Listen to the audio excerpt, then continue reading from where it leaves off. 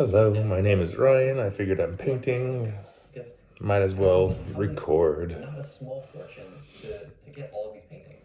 Just experimenting with backgrounds. Art collectors in the Midwest. These are 3 original works that have all now returned to the home. This house was not lived in by the Capps since 1906, and it didn't open up as a museum until the late 1970s. Oh, so what happened during that nearly, 70 years, 69 years, when nobody was living in it? So the Roman Catholic Archdiocese of Milwaukee purchased the home in 1908, and then they lived here for 67 years. I see, so they were good stewards of the building, right? We're very lucky that the furniture was sold at the house as well. Carpets were placed on the floor, but that helped preserve the woodwork in the end. Menace. Captain Papp's study next. It's kind of makes it look like an old German hunting lodge. I don't want to have to get the paint out of your fur again. Of course they did. So That was tedious. No kids, no spouses, just for him, and it's also known as the smoking room. He was a heavy cigar smoker. There's a humidor in the closet. I wonder how much he loved the very German theme of this room. Yeah. Roundel glass windows, all this intricate wall paneling, and actually there are some secret compartments in here. There are 14 different ones. Each has a different way of opening. So one you could just simply pull to have it open. Books in some here. books, okay, nothing scandalous yet. And then this one over here, there's a button on top which you push. Here we can see what may have been in here. I see. So this is the really important cabinet. Now. I don't see a stone here. And it's really amazing that this room still exists and has been so well preserved. And to have this is just so rare. So often rooms like these are disassembled. Actually, this place was almost torn down. In the mid-1970s, there was a hotel owner right next door who wanted to tear it down to build a parking lot. So a lot of the houses on this street, used to be known as Grand Avenue, Wisconsin Avenue, were mansions of the caliber or even bigger. And this is the only one left. So what do you guys do with cabinets today? It serves as a prime example of the Gilded Age in America. It really epitomizes it, and it also helps carry on the past legacy here. So what we try and do is bring it back to almost exactly as Pap had living here. We have guided tours, self-guided tours. We also have now self-guided in 2 different languages. We're not English speakers, which makes it really helpful and refreshing. We really want to make this as accessible as possible to as many people as want to come. My compliments to you for doing such a good job keeping this place as it was and keeping it for the next generation. Conservation, cultural heritage is hard work. It looks really glamorous, but it is not. So, again, my compliments to you guys. You've done a fantastic job. Thank you. Next to you, I want to say that. Right. All right. Well, let's look at the next one. Yes,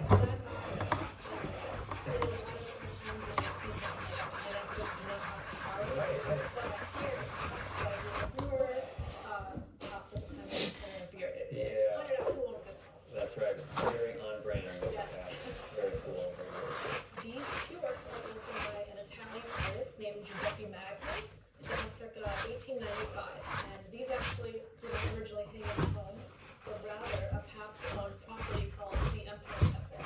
Oh, okay. Yeah, I can see why you're running here. It's going to have some pretty significant issues. Looks like it's seen better days. There's a puncture here. But none of this is really catastrophic. So bringing me in now, before it gets catastrophic,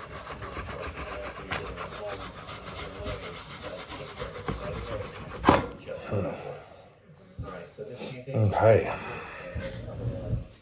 that are clean, huh? Yep. Alright, well, then Nicely toned. What? Oh, you guys here look like you're already set up. Yeah, we got everything measured out and we're all set to pack. So if you want to just be eyes while Lenny and I bring the piece down. I can do that. I can spot you guys. Did you guys know that these are hops? They're not pineapples, but hops. Paps. Yeah, how about that? Alright. I don't want that color. 1, 2, 3. I'm clear. The team at Guardian takes great care to ensure that every piece of art is treated with the utmost care and attention. Every step of the process is meticulously planned and executed. And all this important work happens in the shadows That's fun. and behind the scenes, keeping the art world running smoothly. Every year, thousands of artworks carefully crisscross the country and the globe in the hands of art handlers. These unsung heroes of the art world ensure that these most precious creations arrive at their destination safely and soundly, without incident or fanfare, so that the viewer is none the wiser. And for these That actually looks pretty funny. that's exactly the way they like it. There's no way I could let that dry here with you. No, no, no.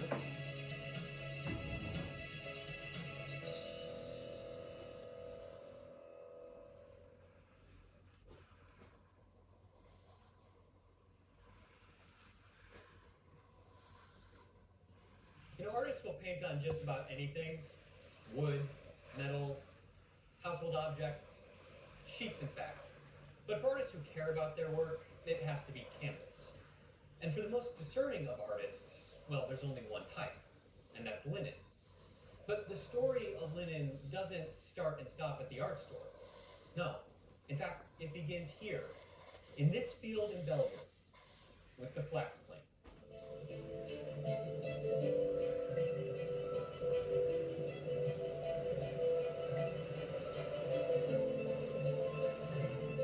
I'm Julian Baumgartner. As a fine art conservator over the past 2 decades working to preserve artworks, I've been fortunate enough to meet and work with some of the most talented, driven, and interesting people in the arts. And now I want to take you into their worlds, to meet them, hear their stories, and share their passions. So join me as we go behind the canvas. Welcome to Belgium, a small but mighty country with a long and proud history of agriculture, arts, and technology. This is a country that has produced some of the most talented and important artists in the world. A country that has its roots, heart, and feet firmly planted in agriculture, yet a country that is looking forward to technological innovations, balancing industry, craft, and art. I'm en route to the small village of Ofu, approximately 15 miles or 24 kilometers southwest of Liège in the east of the country, to meet with Bert Wolfkarius, a flax farmer and owner of Flaxbox, a company dedicated to the production of some of the finest flax in the world. What's happening today here with all of the equipment? Today it's our final stage of the flax growing. We pulled the flax out and we put it on the field. And when you pull it, not cut it, right? No, we pull it. So you see here you see the root. Yeah. So it's pulled out. Root is 1 meter in the ground, but when we pull it here, it breaks here. So you have still a little bit of Icky. here. And then we It's got an ickiness to it. after one It's just like a slime. we turn around the flax Icky so that poo-poo. we have a nice homogeneous. We'll see what happens with that. This is called retting, By right? wetting, yes. Why are you retting? Because when you take one Uh, flax, so this is the fiber. I see. So you're trying to get rid of the Yes, the outer. no, it's the inner. So you see the wood. These are the shies. The shies are being used for horse litter, let me see. for transporters. And at home, they do like this, but mechanical. And I see.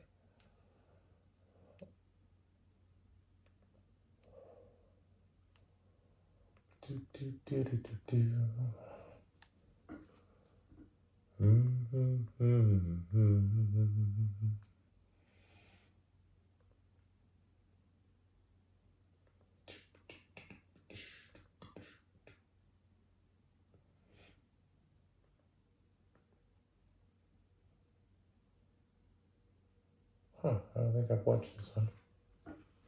So for this video, we're going to take a look at the conservation process for a piece of Reginald Marsh. This is a piece of social realism that has seen a little bit better days. It's quite dirty, as you can see. There are some punctures and some tears, and generally the painting has lost its luster under accumulated surface grime, old varnish, Yeah. foundations. So this video is going to walk us through the conservation process. Keep in mind, this is not meant to be instructive or comprehensive. There's a lot that I had to leave out because it's just not memorable. These are even older. But hopefully this will give you an idea of just what goes into the process of conservation. Ooh, but that's got a nice vibrance to So the it. first step, once I take Wonder it how off, long is to get the that'll painting last. out of the stretcher. And this painting is held onto the stretcher using steel tacks. And these tacks are pretty well embedded into the wood, as you can see. And I have to take great care because the canvas is really quite brittle. Over time, this canvas dries out and it gets really brittle. And if you're not careful, you can tear the canvas, and that definitely isn't a good thing. So working slowly and deliberately, I'll remove all of these tacks. And then once I'm finished, I can remove the painting from the stretcher. Now again, I have to be very careful because the canvas is kind of bonded to the stretcher. As I lift it up, I notice that some of the corners are really stuck in there, so I'll go carefully and just remove the stretcher. Now, the next step is to remove all of the dirt and the grime that settles behind the stretcher bar in between the canvas and the stretcher. This is mostly just dust and dirt, but you can see there's some wood particles and other debris. I want to get all of that stuff off. Now this painting has a label on the back from the Whitney Studio Club, which was the precursor to the Whitney Museum. Saving this label is paramount. If this label gets lost, even though the painting is signed on the front, we lose a lot of information. We have the title, we have the price paid, we have the address of the artist, and most importantly, this is a direct link to the artist and validates that the painting was by him. So what I'm going to do is take the painting and using some adhesive, reversible adhesive, I'm going to mount it onto a new piece of acid-free 8-ply mat board. And the reason I'm going to do that is because this label, as you can see, has already been through quite a bit and was almost lost. And we definitely want to make sure that it stays with the painting. So now the next step is the cleaning process, and using a detergent that I make, I'm going to slowly start working in confined areas to loosen up the surface grime. And the reason I work in confined areas is twofold, really. One, it allows me to control how much of the painting I'm cleaning at any given time, and also by working within the visual boundaries of the image, I can ensure that no part of the painting gets cleaned twice or over-cleaned. So you can see the surface grime coming off, and right there you can see just how bright the painting is going to be. Okay, I'm not gonna This is just the surface make the mistake of putting that much paint on the old linseed oil. the canvas again. I roll these swabs myself, and in a minute you'll see just But I like how that turned out, so happy accidents. comes off when I roll the swab. So there you can see just how much more grime is on the painting. A couple of dirty swabs. So with that section fully cleaned, I can go on to another section. And here again, I'm just using a stiff bristle brush and the paste that I mix to loosen up that surface grime. And then once that's sufficiently loose, I will use another swab that I roll, and I'll remove the old varnish. Now this one, because there was an old linseed oil layer on top of it, I had to go back in with another swab and clean off some of that residual yellow. Now with the painting about half cleaned, you can see just how dramatic the transformation will be. Because this painting has some waves and ripples in it, the next step is to flatten it. And this is done on the big hot table like this underneath, and a backwood pump attached. I make a sandwich of Mylar, the painting, and some cotton blotter paper. I'll turn the heat on, turn the ramp rate of the heat on, and adjust the heat temperature. And then I will even the painting out as the pressure is applied. Now here I'm using a light touch and a wooden roller just to encourage the painting flat. And I'll go back in with a bone folder just to make sure that all of the little ripples are out and make sure that the painting is going to get even pressure. Now this is going to remove the cracks and the waves and the ripples from the canvas. This canvas had a couple of small punctures. I'm going to take a piece of the corner and I'm going to use that to fill in the missing canvas. The reason I use the piece of existing canvas as opposed to something from my stock is that this is the same pH, it's the same age, it's the same weave, and it has the same gesso layer on it. So here I'm using a thermoplastic adhesive. It's a powder that I will put in and around the area that needs to be secured. And then using a piece of silicone release film and a tacking iron, I will fuse that powder with the canvas. And this is going to hold that little fill-in onto the canvas. Now what I'm cutting here is silk organza, which is a very really strong, and I use it to reinforce the tacking edges. These tacking edges are pretty strong, but after about 80 or 90 years of being creased, they can get a little brittle, and I want to make sure that when they go back onto the stretcher and the tacks are put in, that we don't get any tears or any weak spots. So with all the tacking edges secured, I will start to fit the painting to the stretcher, and then using steel upholstery tacks, I will begin restretching the painting. Now on this painting, I'm not using a pulling pliers, I'm just using my fingers because I don't need a ton of pressure or tension, and it gives me a softer, more accurate touch. Now these little wedges are called keys, and when I put them in the corner and I tap, if you watch closely, you can see that joint expand. Here you go. There you go. You see how it expands? Oh my goodness. That adds tension to the Yeah, canvas. this paint is Here, old. I'm just using some fishing line and another tack to secure those keys so that they don't fall out. If they fall out, they can be lost, but worse, they can fall in between the canvas and the stretcher bar and create a bulge. Now, there was some paint loss on this painting, and so I'm using the light to see where the losses are. And then using a putty, I will fill in those losses and make sure that the texture is the same, the surface is the same as the surrounding area. And ultimately, when it's dry, I will go back with some swabs and remove the excess, because I just want where the missing pigment is to be filled in. I don't want to build up a lot of putty. Now, people are going to say, why aren't you using gloves? This is why, because the best feel is with my fingers, and if I had gloves on, I wouldn't be able to feel the surface. A little bit of mineral spirits will wipe off any residue and allow me to see what the painting will look like once it's varnished. So it's kind of a way of, quote, oiling out the painting without using oil. And so here I'm using conservation pigments, which are archival and fully reversible, and I'm just adding pigment where pigment was lost. And this is a slow process. It takes a lot of passes. You mix a little bit of color and you lay it on, and then you mix some more color and you lay it on. And in this case, I have to simulate the brushwork of the artist.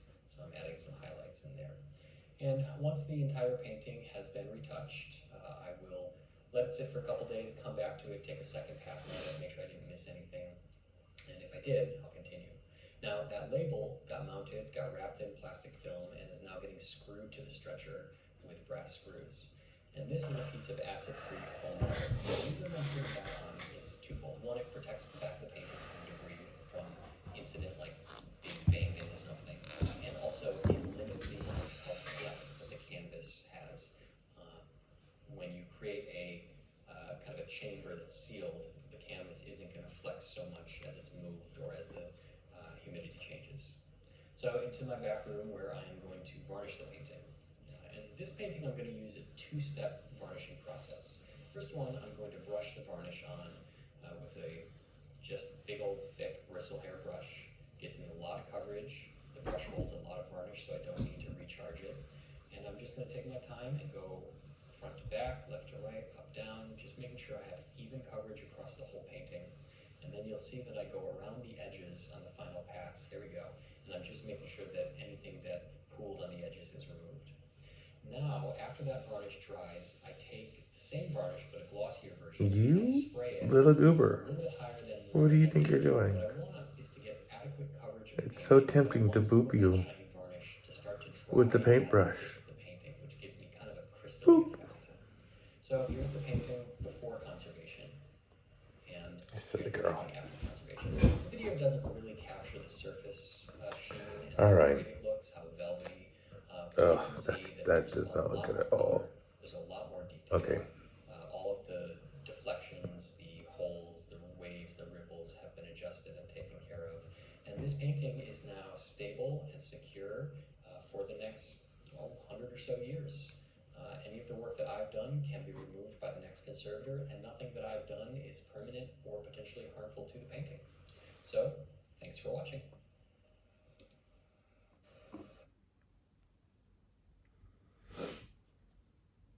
So here I'm going to do another narrative walkthrough of the restoration of this painting of Mother Mary. It's not meant to be instructional or exhaustive, just to give you guys an idea of what I'm doing. This painting was pretty damaged and had been exposed to moisture, which resulted in a lot of flaking. There were punctures and tears. The painting was quite dirty, and there was an old varnish on it. Obviously, there's a lot of paint missing, which also needed to be addressed. So the first step is to remove the painting from the stretcher, and I'm using an upholsterer's tack pulling tool to remove these nails. I just need to get it off the stretcher so that I can start working on it, but I want to preserve the tacking edge as Really? much as I can. The next step is to clean All the right. back. And this Well, is just to get I rid of guess the Menace has dirt decided that's trapped in between the stretcher bar. there is nothing worth seeing here. The next step in the conservation Have a good process night. is